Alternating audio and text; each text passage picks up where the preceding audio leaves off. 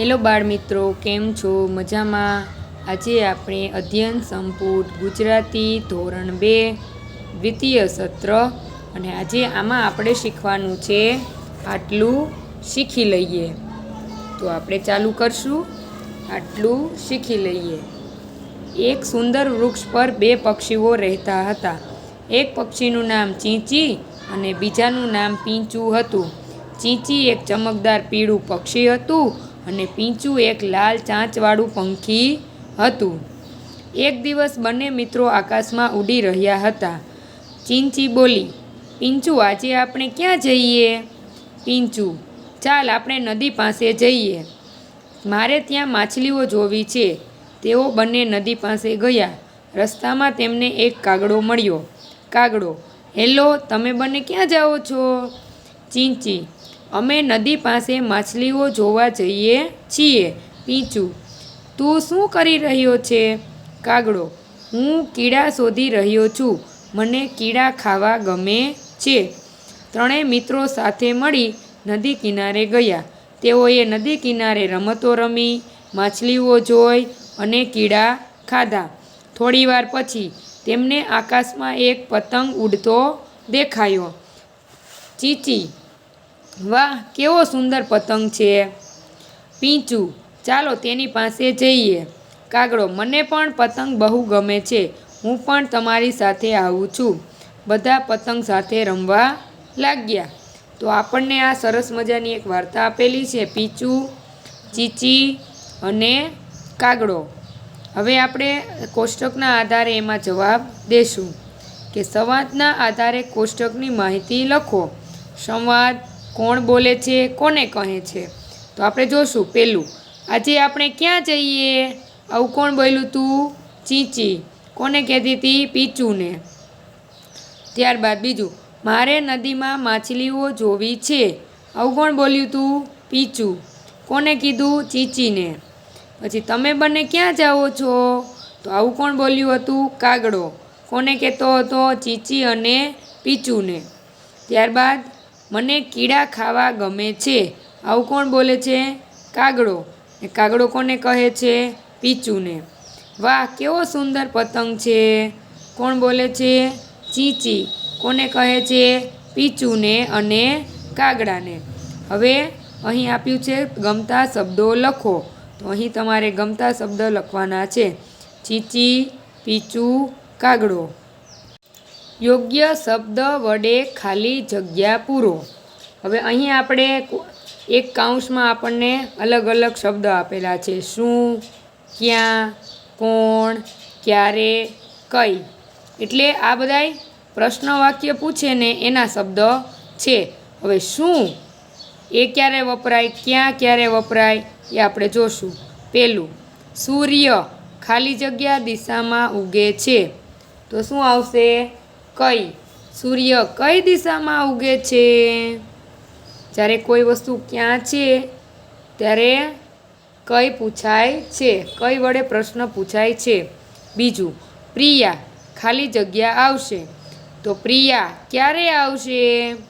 જ્યારે કોઈ સમય બતાવવાનો હોય ત્યારે ક્યારેથી પ્રશ્ન પૂછવામાં આવે છે કે પ્રિયા ક્યારે આવશે.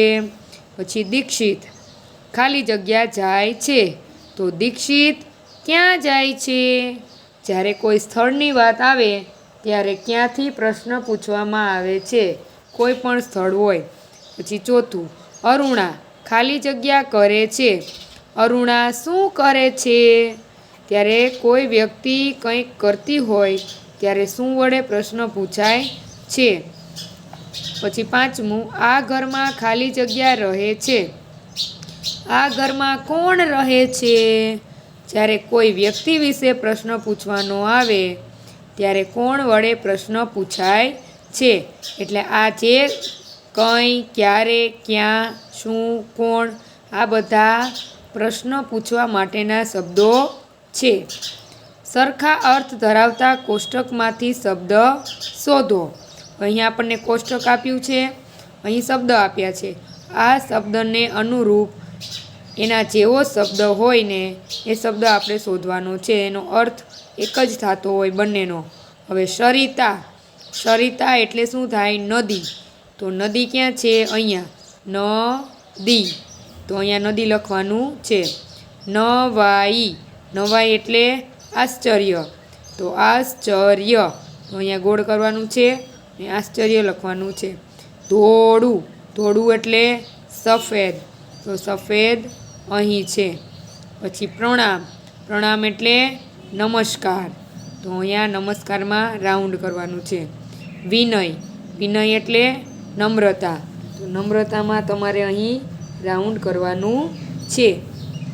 શિક્ષક વાંચી સંભળાવે તે પછી વાક્યો મોટેથી વાંચો. પ્રશ્નોના જવાબ લખો. પહેલું, મજા પડે એવી વાત કહું. ભ્રમર એટલે ભમરો. ફ્રોક એટલે ફરાક. બ્રો એટલે બ્રધર. બ્રધર એટલે કે ભાઈબંધ. હવે ભ્રમર એટલે શું કહ્યું? ભમરો. ફ્રોક એટલે ફરાક. બ્રો અને બ્રધર એટલે ભાઈ કે ભાઈબંધ. હવે આપણને પૂછ્યું છે ભમરો એટલે, તો ભમરો એટલે ભ્રમર. એટલે અહીંયા ભ્રમર. પછી ફરાક એટલે ફ્રોક. અહીંયા ફ્રોક. પછી ભાઈ એટલે બ્રો અને બ્રધર. તો બ્રો અથવા બ્રધર. બીજું, શિક્ષકના પર્સમાંથી ડર અવાજ આવે છે. શું હશે પર્સમાં? વર્ગના એક ખૂણેથી ધર અવાજ આવે છે. તે શાનો હશે? જો ઉપર જે આ રેપ છે એ રેપને ર વાંચવામાં આવે છે. વર્ગ. પર્સ આને ર વાંચવામાં આવે છે. ડર પર્સ. એટલે રેપ છે એને ર વાંચવામાં આવે છે. ધર. તો એ જ રીતે ડર અવાજ ક્યાંથી આવે છે?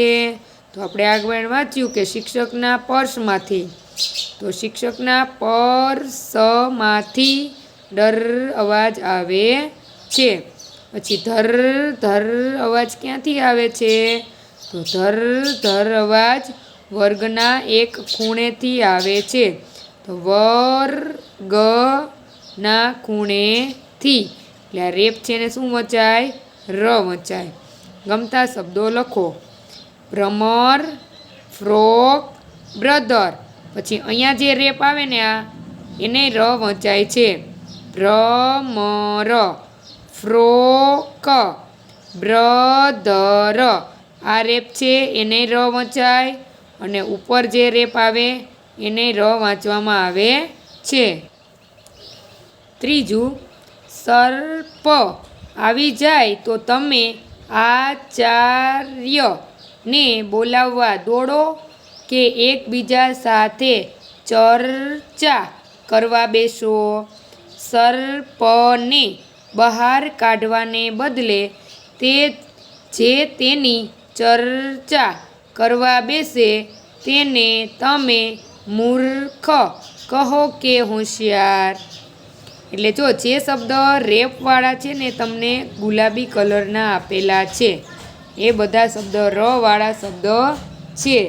આપણે જોશું અહીં સાપ માટે કયો શબ્દ હશે? તો અહીં સાપ માટે સર્પ શબ્દ હશે. સાપ આવે ત્યારે વાતો કરવા બેસે તેને તમે શું કહો? તો સાપ આવે ત્યારે વાતો કરવા બેસે એને શું કહેવાય? મૂર્ખ. તો અહીંયા મૂર્ખ. ચોથું, માર્ગે જતા હોઈએ ને માર્જરી આડી ઉતરે તો કશું નહીં. બિલાડી એના રસ્તે અને આપણે આપણા માર્ગે. તો બિલાડી માટેનો શબ્દ કયો છે? માર્જરી. પછી રસ્તા માટેનો શબ્દ માર્ગે. શું છે? માર્ગે. આ ગે અને આ રેપ એટલે ર. માર્ગે. મને ઓળખી મારું નામ લખો. ગણ્યા ગણાય નહીં, વીણ્યા વીણાય નહીં, છાબડીમાં માય નહીં, તોય મારા આભલામાં નાય. તો શું આવશે? તારા. ઊંધેથી વાંચો એટલે સરખું થઈ જાય. તારા. ભાષા વગર બોલ્યા કરે, ચાલે છે વિના પગ, કાંટા પણ વાગે નહીં, એને જાણે આખું જગ. કોણ ભાષા વિના બોલ્યા કરે, કાંટા હોય? ઘડિયાળ. ઘડિયાળ. ચાર ખૂણાનું ચોગઠું, આભે ઉડ્યું જાય. રાજા પૂછે રાણીને, આ ક્યું જનાવર જાય? ચાર ખૂણાનું ચોગઠું કોણ હોય ને આભે કોણ ઉડતું જાય? પતંગ. પતંગ. ગોળ ગોળ ફરતી જાય, ફરતી ફરતી ગાતી જાય, દાણો દાણો ખાતી જાય, તોય એનું પેટ ન ભરાય. ગોળ ગોળ ફરે અને ફરતી ફરતી ગાતી જાય, દાણો દાણો ખાતી જાય. કોણ દાણો દાણો ખાતું જાય? ઘંટી. જવાબ શું આવશે? ઘંટી. ગમતા શબ્દો લખો. ઘડિયાળ, તારા, પતંગ. તો અહીં આપણું આટલું શીખી લઈએ, પૂરું થાય છે.